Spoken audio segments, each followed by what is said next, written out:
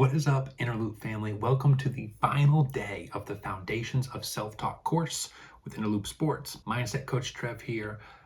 I can't even believe we've made it this far, but here we are. Now, today is by no means about learning any new information. You've done plenty of that over the last 4 weeks or so here.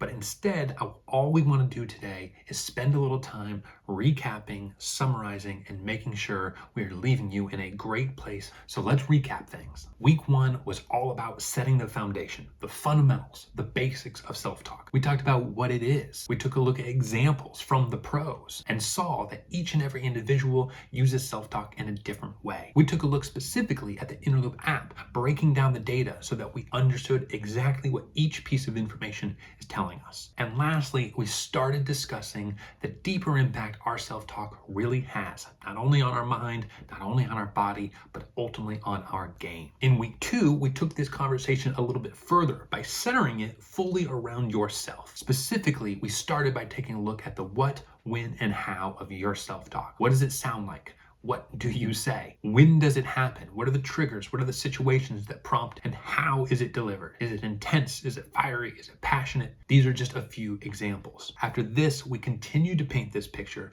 by breaking down the impact zones of your self-talk. And there were 3 specifically: the mind, the body, and our swing. Our self-talk, the words we say to ourselves, has an impact on each of these levels. And if we're not aware of it, and if we're not conscious of this, it could be screwing up our game without us even knowing. After week 2, we started to transition away from identifying the issues and building that awareness, and instead starting to focus in on solutions. What are the strategies, the techniques, the frameworks we can use? We began that discussion in week 3 by centering in on neutral thinking. Specifically, we broke down 2 different methods of neutral thinking. The first is what we call the accept and acknowledge. Again, we're accepting the reality of what's just happened. We're accepting the outcome, even if we don't like it. We're calling it out. But then we're also acknowledging what we liked about our process.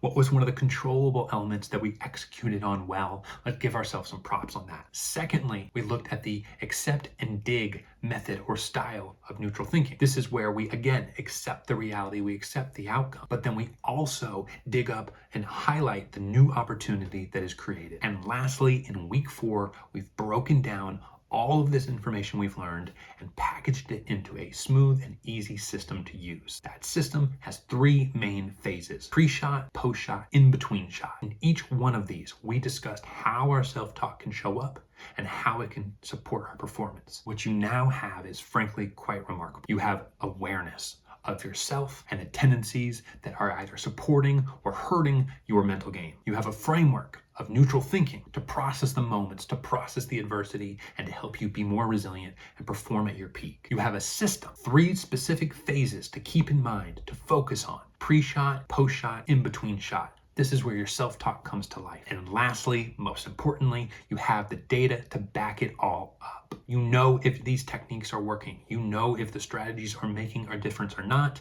because you gotta guess, but because you can see it right there in the numbers. So today, my friends, here is your final challenge of the course. I'm inviting you to put it all together. Go out there, play a full 18, be a competitor, be an athlete, give it your all, and talk your way through it using the different strategies, tools, and frameworks that we've discussed throughout these 4 weeks. Before we part ways, I just want to say how remarkably proud I am of all the effort, focus, and attention you have poured into this course over the last 20 days. That requires a ridiculous amount of discipline, focus, consistency, all qualities that I know will make a difference for you out on the golf course. So with that said, thank you again for your time, your energy. I look forward to seeing you again in future courses, hopefully ones that include cohorts and live type scenarios so we can actually chat as we learn. And as always, if you want to turn this into one-on-one sessions, then please hop into the app,